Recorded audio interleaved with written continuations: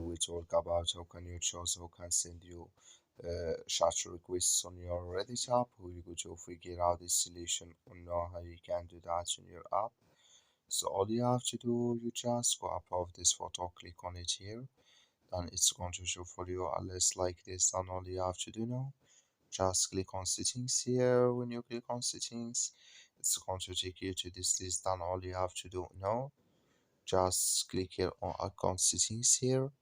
So then it's going to take you to this list here. Then all you have to do, just go down and you click here on chat and message and permissions here, and you come here to chat request, and here can you choose who can send you chat requests on your Reddit app. So if you want to choose anyone on Reddit or accounts older than uh, here, so can you choose that this. So that's all you have to do. Thank you. Or here, nobody. That's all you have to do. Thank you for watching. Don't forget to support us by liking.